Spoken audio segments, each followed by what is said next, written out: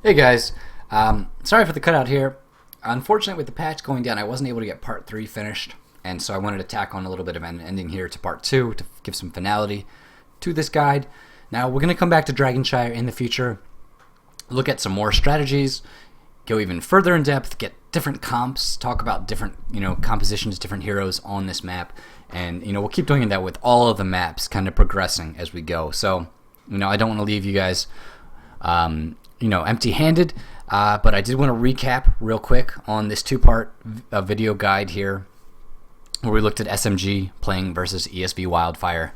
And there have been some changes to the maps, some to the game that are important to note. Of course, the core is stronger now, the Dragon Knight's a little bit weaker, and then if you look here at the bottom, this is now, instead of an easy camp, this is actually a hard camp, a bruiser camp with the Knights. So there's a little bit of changes there, but we'll talk about that more in a future video about how to go into kind of what's changed in the patch. But for this specific series with these two videos, there's 3 takeaways, and I talk about them in the description below. And they're the 3 things I want you to get out of these 2 videos. And if it's the only 3 things you get, or if you only get one of those 3, that's great.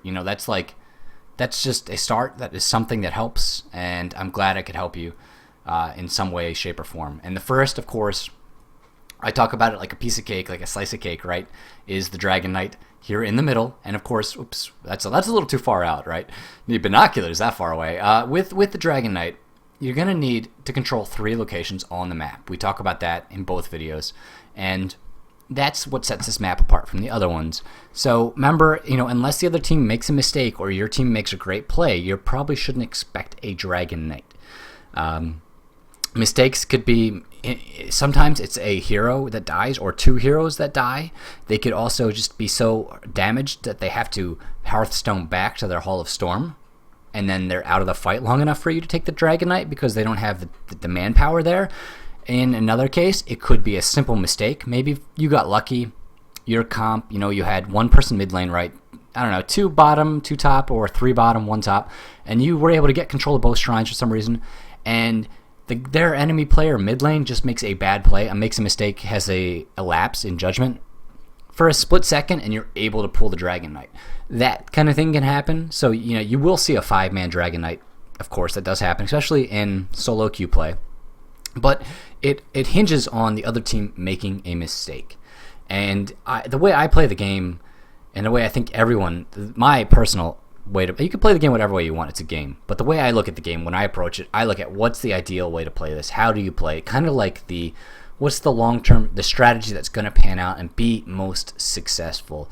And in a case like that, yeah, you want to threaten to pull the Dragon Knight, but I'm not counting on the enemy team, the enemy player mid lane, missing a storm or missing an auto attack and allowing me to channel the Dragon Knight. That will happen, and that will benefit you, and that's great. That the enemy player made a mistake and you got a free Dragon Knight early in the game, sure, that's great. But more often than not, you're looking for something a little bit more substantial, and you're looking to win maybe a team fight and get a 1 or 2, like 2 or 3, 2 or more heroes down. Oftentimes 1 hero kill is not enough to get a Dragon Knight on this map, especially at high levels of play. Or they're just way out of position, or they have to defend. You've got, their keeps are all down, and they have to defend against minion waves. And okay, well, you've done a lot of good work in the game, so you're rewarded. You get your free Dragon Knight there because they have to defend. So that's the idea behind the Dragon Knight. It's not something you can really get in an even game. It is something where the other team has to make a mistake or you have to make a great play. And those things will happen in a lot of different fashions. So you can't always predict them, but when they do happen, the good players are going to capitalize on those mistakes. Number 2, Dragon Knight is not invincible. He's actually been nerfed in the last patch, as I mentioned, so he's got a little bit of health and I guess less damage. His scaling he's not as strong. He of course gets stronger as the game goes on, but he starts out a little bit weaker from what we can see. He also can no longer be shielded, healed, or any friendly abilities no longer affect the Dragon Knight, so he's not invincible, and that's why good players are very, very careful and precise in their use of the Dragon Knight. Tanking tower shots and enemy hero damage is not a good way to play. One or the other you can do. Both together is going to melt the Dragon Knight. And so that's why you'll see a lot of time when you get the Dragon Knight, right, then you have to look and you have to say, which lane do I push? Now, there's a lot of factors that go into that, more than we can really talk about. But there's we'll cover a couple here. One, maybe the enemy team's completely out of position. They're all top. Well, you're not going to run the Dragonite up here right into their team. Okay, obviously, yes. You would want to go, you could go mid then, or you could even run bottom with it at that point, depending on how the lanes look. Another thing is, are the lanes pushed? Do you have minions, friendly minions, your team, in tower range or pretty close, like right here? Can you push the wave back so that your minions then push with the Dragonite and tank tower shots? That's a big thing. 2, or 3 rather at this point, what is the status of the enemy fortifications? If a fort's exposed, is that, maybe you can make a play for that fort, all things being equal, versus getting a couple towers. Now, tower XP has been split up, so it's split between the towers now and the fort. The fort will still give you, I believe, 800 XP, so you're looking at 1,200 between these 3 towers, which is 400 each.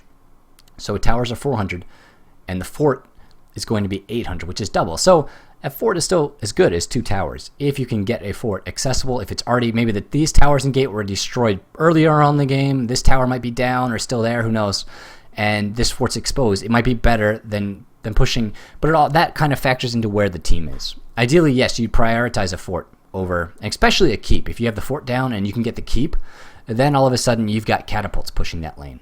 But that really also, it factors into everything else. Where the enemy team is the wave pushed? Where is your team? That's the last thing I wanted to say is, where is your team too? Sometimes you want to split push. We saw in this game, the first part of the series, the ESV Wildfire pushed top lane with the Dragonite, while their siege tank, Sergeant Hammer, pushed bottom lane. And they had the Nova roaming in the mid, and she got a pick on Regard down here because she was, she's close, she's hard to see. She does a ton of burst. And so there, what they could do is push up here top lane with 3 heroes, including the Dragonite. Sergeant Hammer was in a great position bottom lane. The SMG, Symbiote Gaming, they had to then figure out, how do we defend this? They put 1 bot, 1 mid to soak XP because they were behind a level, and they had 3 defend. And so they were trying to soak in all the lanes to get the experience, and it was a rough spot to be in because that Dragonite is so good at pushing. He was able to push up here while they're split pushing on the other side of the map, bottom lane. So that's the other thing. You got to think, when you pick a lane, which lane is pushed as far as minions go, what's the status of each lane as far as towers and forts and keeps are concerned, where's the enemy team, where's my team. If you put those 4 factors together, you can usually make a smart decision on where to go and what to do with it. And then you want to kind of, maximize the utility. Don't tank unnecessary tower shots. Sometimes you might have to wait for your team. And we saw like a point in there where Symbiote actually had a Dragonite bottom lane with Arthalon, and he had to back up. And they still ended up losing a couple people. But if he'd stayed, he would have. He actually made it out of the fight and survived a little bit longer. If he'd stayed with the Dragonite, just been obstinate and stubborn about it and pushed the fort anyways, he would have died as well. But sometimes you do have to back up. The Dragonite is not invincible. So that's point number 2. And point number 3, because this is 8 minutes already, and I don't want to take too much time. Is went ahead, and this goes for any map and pretty much any game, even more than not just Heroes of the Storm, but any game really. When you're ahead, get further ahead. Make smart decisions. Use your advantages to help you, to boost you forward in the game. If you saw I'm thinking where ESV Wildfire had 2 heroes down on Symbiote, and they got the second kill, and instantly all 5 guys pushed bottom lane, and they got the fort, and then they got another kill on Falstad, and they were able to take the easy camp, and then they pulled back. So when you get a man advantage, start to look to try to steal their camps. If you have 2-man advantage, you can definitely push a lane back or take their camps. That's an advantage you have to use, especially later in the game as the death timers start to grow in size. And so, kind of try and make... There's 2 ways to play. You could make the safe decision where you just get the camps and you rotate around the map and you don't necessarily force a fight. And you could take the more aggressive where you go in and you push. You try to core them. Now that's up to your play style, what you want to do, your coordination. In a solo queue game, it's going to be a little bit harder to coordinate like that. And with the new core changes, it's even harder to do that when you're organized and playing in a full 5-man because the core is a lot stronger now. So you have to consider that. That's the thing. When you're ahead, get further ahead. Sometimes you do want to suicide on the core and get as much damage as you can if you're far enough ahead.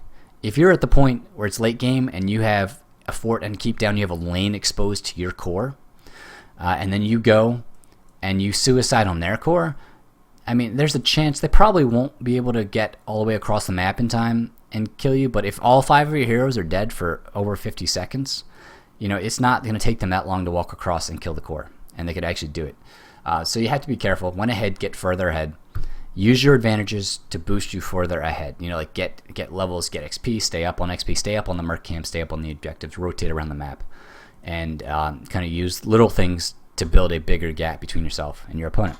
All right, so that does it for this. We're going to get some more. I've got access to a bunch of replays now, and I'm going to be doing some analysis, hopefully some high-level plays. We'll look at all the maps. We'll go through each one at a time. I don't know which one I'm going to do next. I haven't picked it out yet. It'll probably depend on the quality of the replays I can get. And we're trying to keep this kind of like higher level to kind of look at the professional, the competitive scene, how that's panning out, and give you guys the best glimpse into that. And so, yeah, we'll be coming back. There's 4 more maps to cover, and then after that, we'll make a rotation probably back to Dragonite. Definitely at some point, looking at more at it, more comps that work, different strategies and things. So thanks for watching, guys. Appreciate it. If you like it, go ahead, share it with your friends. If you want more content, you can hit that subscribe button. It helps me out. And as I said before, I'm going to be doing a giveaway soon. I haven't figured out the details yet, so I didn't want to officially announce it. But it is coming, and I'm going to do that for you guys, just for being subscribers and watching these and listening to me talk for hours, because I feel like I talk a lot sometimes. But thanks for watching. I appreciate it. And go out there and use these tips to help push yourself to victory and win some games on that solo queue, or whatever queue it is that you're queuing up as. Go ahead and use them, man. Good luck to you guys.